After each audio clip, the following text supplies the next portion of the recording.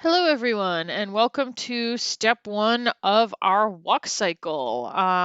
So I've got some couple of images up here of the walk cycle that we're going to be doing. The steps we are following are the ones from Richard Williams, the contact, the down, the passing, and the up, and then back to contact. This video is about the first one, which is going to be the two contact poses, one based off the other. The style of this is going to be mostly based on Richard Williams to start with a little bit of like Preston Blair's, a little bit more bouncy and exaggerated, not too much, but it's going to be a little bit bland because it's meant to be kind of a basic starting point upon which you can add whatever exaggerations and personality that you would like. The way I'm going about this is in Maya. I've got my 2 view right here. I've got the outliner turned off, doesn't really help me on this. I've got the side view here so that I can more easily just like select things and kind of match that pose.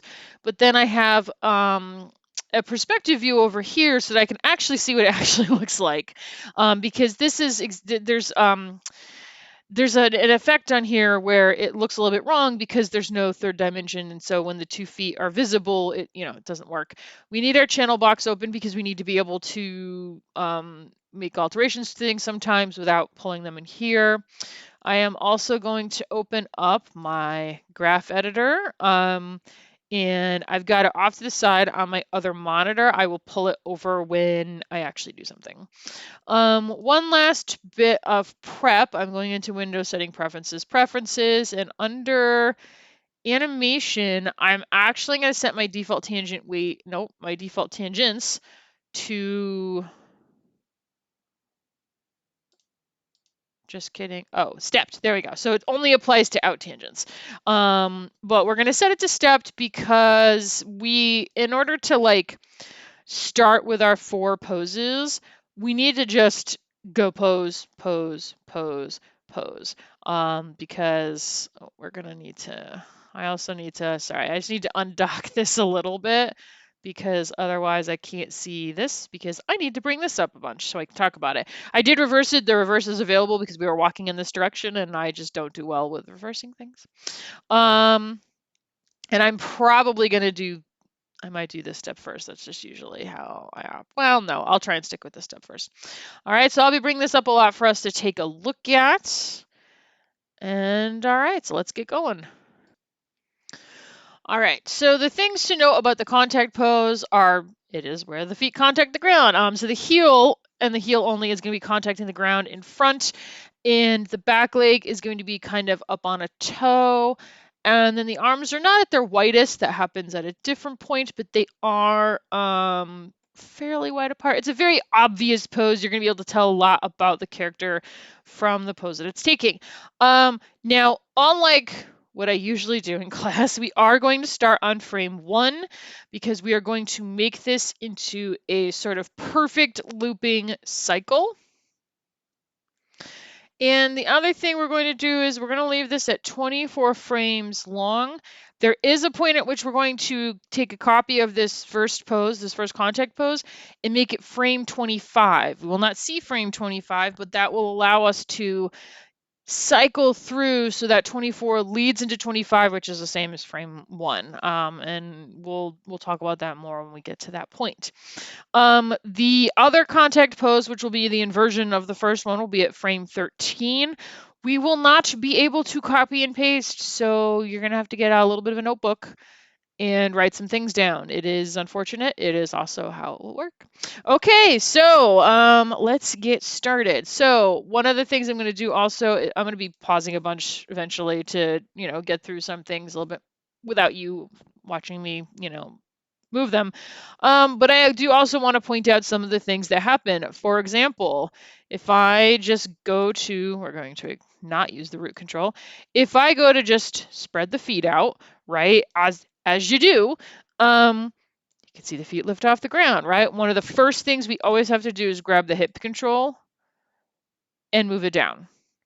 How much down? Well, I'm not entirely sure yet. One of the things I kind of have to tinker with is the heel ball There we go. You can see the foot like landing nicely on the ground for that one. And we do that. And as soon as I do that, come on, this is why these are up like this. There we go. You can see that I have to move this out. Now, a thing that can happen with IK sometimes is you can see it kind of snaps. So it can be perfectly straight or it can be almost like bent too much, and it's really hard to get it straight but not super straight. And this is not uncommon with a 3D situation.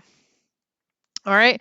The other thing I might do for this one is kind of move the toe up a bit. I'm not going to worry about that too much right now. There's a million other things we have to do before we worry about the details.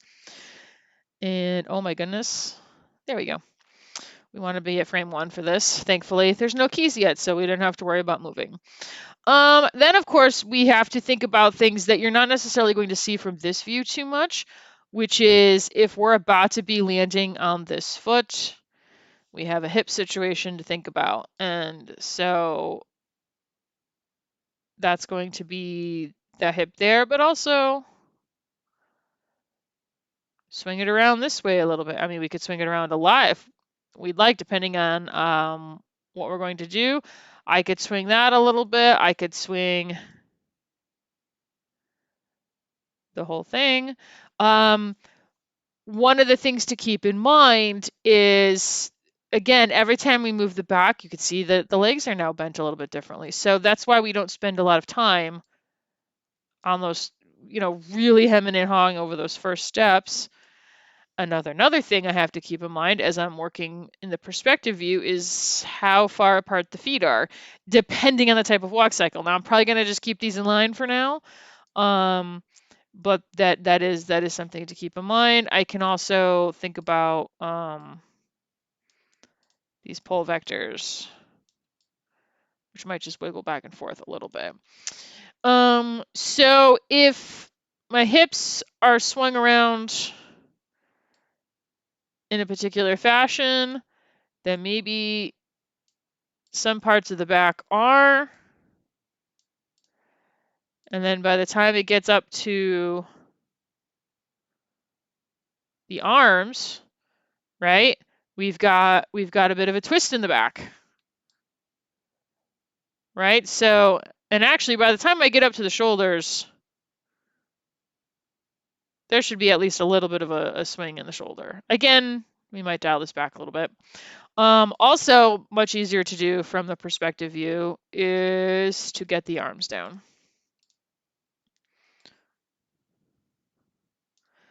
And we need to bend the elbows a bit. I'm not being precious about this because none of that will really matter. I'm going to relax the wrists. And then because I already know where I'm going to go with this, I am going to twist this wrist back a little bit. And I also already know that I need to take this shoulder and swing it like this. Then take this wrist, because I already know I'm giving it that little like Preston Blair, wrist look. But none of that's going to look right until I take the whole hand, do a little drag select trick. Shift select to get rid of the hand control. And then find, here we go.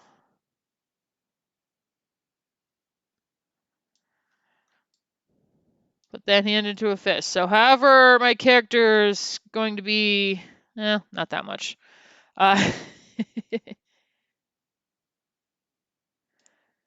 There we go. And then if I want to get really tricky,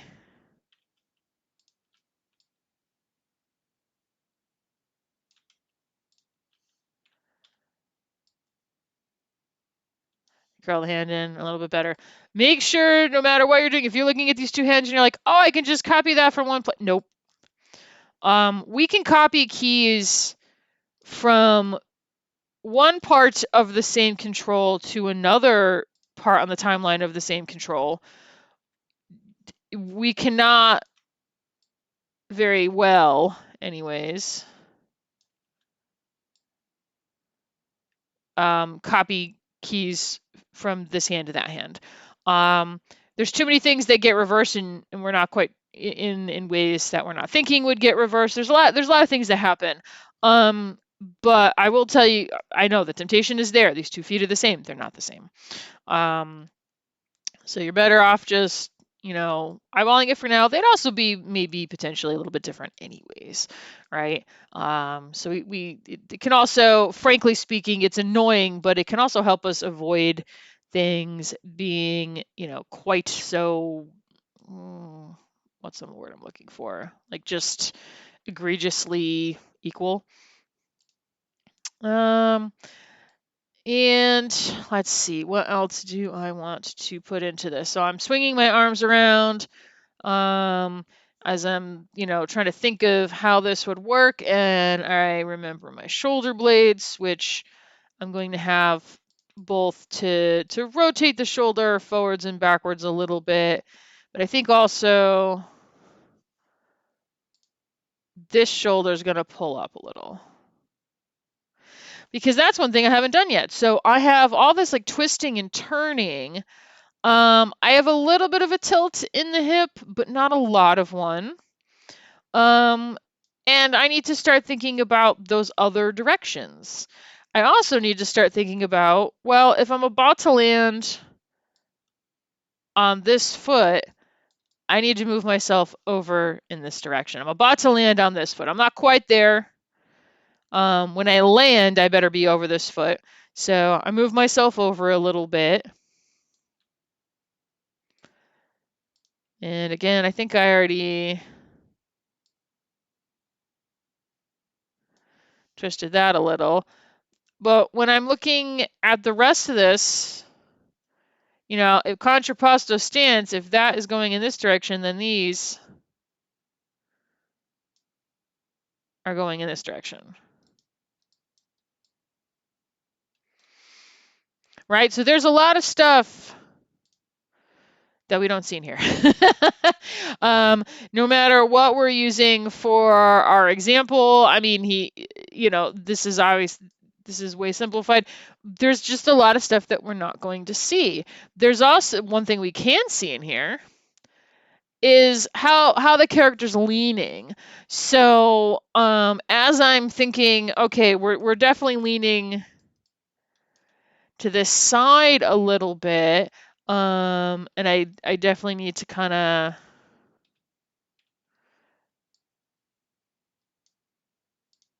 do that thing of putting that bit of a curve into the back. But there's also just whether they're leaning forwards or backwards. And right now, this is sort of ramrod straight. So I have to think to myself, is this like a more relaxed walk, which I think is what I'm going to go with, or is this more like a angry forward walk? I'm going more like a slightly like chest puffed out, like do walk. All right, so all of these things taken into consideration. Again, this is just kind of showing me generally how things are. And you can see all these changes I made to the hips. Now suddenly none of this makes any sense on the feet.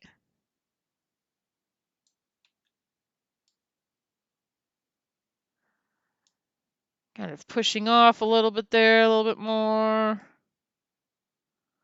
Now you can perfectly straighten the knee. It just depends on kind of the look that you're going for. But again, heel ball gives me some of what I need, but some of what I need comes from this toe up down control. You'll notice I'm not using these toe overrides at all. Let's see. So we're leaning back a little bit. Last, but not really last, is we tend to keep looking forward. So something that you're going to be doing kind of constantly, not constantly, but something that you need to make sure you're keeping track of is if the head is facing forward. Right? Because every time you move the back, the face changes where it's looking. But our bodies are designed to really, really like keep facing forward, no matter what's going on. But once I have a general idea, I'm going to make sure I grab all that and I hit S, because I definitely kind of don't want to lose it. And that could definitely happen. So we have this as our beginning. And what I can do is I can go into my graph editor, hit F to make sure I have the whole thing. I drag select it, I hit Control C, and I make sure I'm seeing enough of my frames in the graph editor. And you can see this is the work area, and then this is in darkness. We're going to go to the spot that's in darkness, and I'm going to hit Control V. And so right now it just kind of holds this pose. And then I can go and I can put my other contact pose in the middle here, and eventually build out the down poses and the up poses and the passing pose and up pose and all that jazz will be built out into here. And each time we come up with it for one step, which is the thinking work, we then have to just kind of invert it for the next step, and the inversion happens a little bit manually. But what will eventually happen though is we have our new contact pose, and then it'll be let's see, passing and then up and then down. And then that will lead us to this pose, which is off screen. But we're going to forget about this for a while, and then we're going to make changes, and then we're going to come back, and then this is going to be different than this. So occasionally you will have to come in here, recopy all of this, and repaste this over here. Is this always how it's done at all the studios manually? No. But we have to brute force a couple of things because we are limited in what we have for our tools. Okay. So now here comes the annoying part. And you can find these in terms of where to put the numbers of things. How I'm using a very standard amount of time. So 25 frame walk cycle. Well, it's 24 frames and then restarts on 25. Fairly standard, slightly brisk. You can actually find animation, walk, cycle, frame length.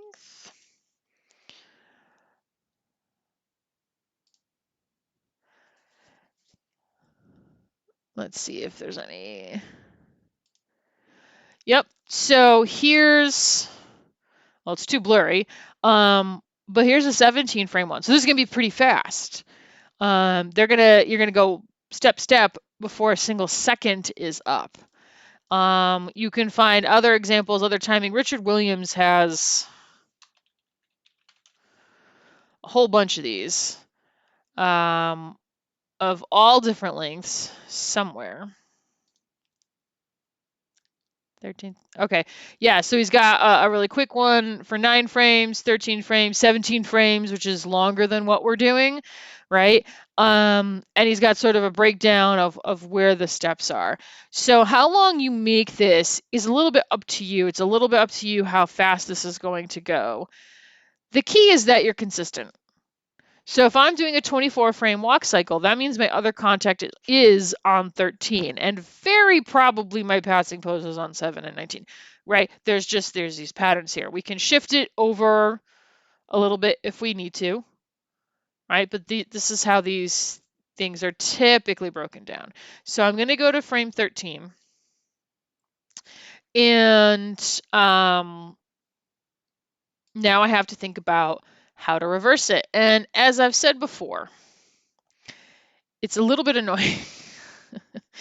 I'm actually going to, I think I'm just going to hit S on here just to put this all in here. So how to reverse this? There's not a good way to do this. There's not a simplified way to do this, unfortunately. So I noticed that for some strange reason, all of these things seem to be at 2.4. Which is very convenient, which means it's easier for me to remember where this is going to end up. Which means I'm going to come over here. I know, for example, that this is not engaged. The toe up down is not engaged on that other side, so I'm going to get rid of it. And I'm going to then kind of just manually move this here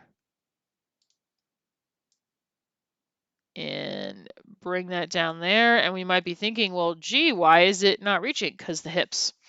So you could put all the numbers the same, and it's not going to work until we swing the hips around. So this is something where it's a little bit easier to reverse. So if I bring up my rotation tool, for example, I know the X is going to stay the same because that's how far forward or backwards it's leaning. Well, that's the same whether I'm in left or right mode. This green one here, the Y, I can just take that and invert it, put a negative on it. Look, now suddenly the foot's closer. And the Z as well. So that's the left or right tilt. That's already at a negative. I'm going to take that negative off. Okay. And in that manner, I can go through all of my torso stuff. The translates will stay the same for X. Right? No, wait. Sorry, Z. Translate would stay the same for Z because that's the front back, and that stays the same for all contact poses. The translate Y, up, down, that stays the same. The translate X is the side to side, so that's the one I invert. And then the Y is the twisting. Oh, pretty much all the Y twists are gonna get turned. And we just go up, up, up through. So the X direction, which is forward back, stays the same. The Y gets reversed. And the Z gets reversed. And so I'm going to do that for the next 1, 2, 3, 4 torso controls. I'll be right back. All right, so for the head, the neck, the upper and middle torso, I reverse the Ys, I reverse the Zs, and that was about it. I'm going to hit S on the keyboard now. I don't want to lose work. I'd rather have something not quite exactly match between my two steps rather than lose all the work I just did. But because I've put the torso in the correct place now, I should be able to do a better job of getting these feet to match. I say better job because it's not going to be... Oh, well, this one got pulled. So at this point, this foot is no longer where it used to be. But this right foot, I happen to remember, is 2.4. And is it 2.4 or negative 2.4? Negative 2.4. I just happen to remember that's, for some reason, that's just where all the numbers ended up, so that's where they go. And one of the reasons I don't try too hard to have us have like an automated flipperoonie, tool, well, there's two reasons, I'd say. One is it's helping us focus in on exactly what changes, because those are things we should be thinking about. The fact that no matter your contact pose, the height is probably going to be the same, so your Y translates are going to be the same. The fact that the Y twists, the rotates are inverted, right? Like those are the kinds of things we should be kind of thinking about and being conscious of at this stage. The other thing is that it'll make sure it's not exactly mirrored, and so it'll kind of take the computerism out of it a little bit. So that's why I'm not too hung up on them being exact. I know that will bother some people. It's okay.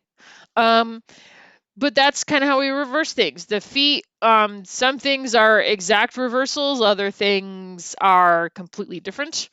With the torso, it's things are either exactly the same or it's just a negative to positive inversion. The arms do get slightly tricky, so figuring out which thing does what. So for example, this wider, it's not like a reversal. like before. So there's a couple of things I can do. One is to write down some numbers. So I could sit there and I can say 35 and negative 59. I'm rounding because I feel like rounding. And then the shoulder blade would be 14. And then the elbow is negative 20. Let's see, shoulder blade, shoulder, elbow. And then the wrist is negative 12, negative 18. All right. So in doing that, I could then match this to that one. But of course, I would have to write down what's going on the other side. So I'll do that. All right. So I wrote down all my numbers, but here's the trick of it. Part of me wonders which things are going to be also negative when which things are going to have to be positive. Isn't that a stinker? So, I failed to write down why. Okay. So, for example, this part's easy. It's zeroed out. So 2 of them are zeroed out. It's no big deal. So then the question is it negative 14 or positive 14? Well, on this shoulder, bringing the shoulder down was, just kidding. Okay, so that's a positive 14. So I think that's also going to be a positive 14. Yep. So for both shoulders, positive means drawing the shoulder backwards, and negative means pulling the shoulder forward. So that's not something that has to get inverted in terms of positives or negatives. And meanwhile, these numbers are, well, we know it's negative 14 to pull the shoulder forward. There we go. And then the question becomes, is it negative 2 or positive 2 to pull the shoulder up? And then do I invert this? Now, as I'm thinking, yep. So some of these numbers don't get inverted. Some of them do. And again, that is just something that's going to be different on every rig. That's another reason I can't just say, oh, just do this, right? Because every rig is going to be different.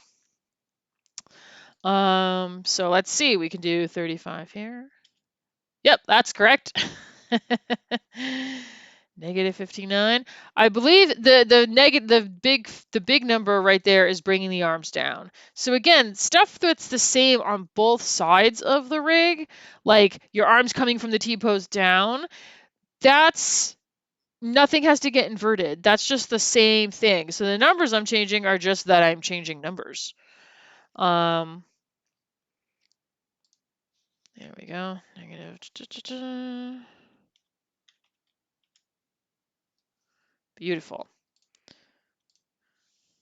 But there's always going to be one thing that's inverted. There's always going to be one thing that's inverted. All right, so I'm going to do the elbows and the wrist off camera.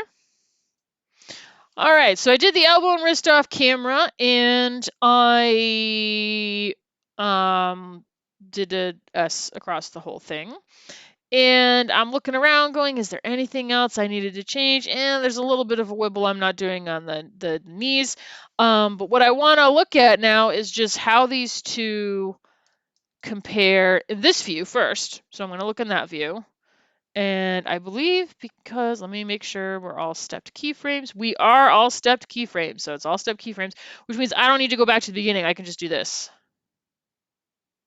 Oh, I did that better than I expected.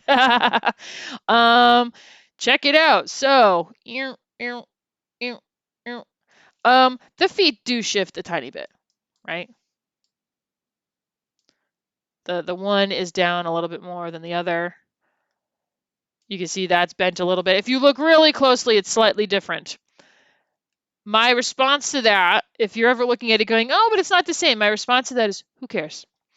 Because we're not going to be looking at it from this view. We're going to be looking at it from this view, which I should frankly, there we go, right? So this is what we're going to be looking at. And guess what? As soon as you're in actual 3 dimensions, forget this orthographic silliness that's basically a giant silhouette value exercise. this is what you're actually going to be looking at. My arms are way out there. That's a little silly. We're gonna deal with that in a minute. All right, this is the view that matters though. So if this is the view that matters, it doesn't need to be as exact as this. Again, I just had to write down a few things, but this is why I know this is going to be hard for a few folks. We're going to want it to be exact. It shouldn't be exact. It doesn't have to be exact. The only thing that has to be exact is frame 1 and frame 25 looking like each other so that the thing cycles properly. But as long as it's close, you know, if you're in this view, this 3D view, this real view right here doing this, and they generally look like the same attitude, you're good to go. All right. So I said before, there are a few things that I would kind of want to address, like the fact that the arms are way far out there. I was looking at it from like this view. I need to bend the elbows a bit more. It looks fine here, but technically what I need to do is probably actually rotate the shoulder in like this, you know, a little bit. And then what direction would this bend in? Which also means I probably have to do this, right? Something like that. But I'm not going to right now. So we're going to take that off for a second. Because I know this is going to be a problem, but I don't want to be too finicky right now because I'm going to have other poses to do, and then they're all going to swing together, and eventually, right? So I'm going to leave this as is for now. I'm going to be okay with it not being perfect, and I'm going to wait until I have more poses in. And then when I have more poses in, I will look at the whole thing together, and I will decide then how to alter things. It will mean I have to keep better track of frame 1, frame 13. Those are my contact. I'll just have to pay attention and make sure that I'm not altering frame 10 for something that belongs to frame 13. But that's just something, that's just the name of the game. All right, so that is getting set up on your contact pose. How finicky you get on this one pose is kind of up to you, but you want to get before you move on to the next type of poses, you need to get both this step and this other step, right? Very, very important. I'm going to do another video for the next step. It'll be much shorter than this one. But it's very important that you get this first step down for both steps, A and then B, before you do other poses. Otherwise, that's what gets confusing. All right, so the next video will have the next type of pose, and again, we'll do the reversal to get it to the other side, and we will continue on like that.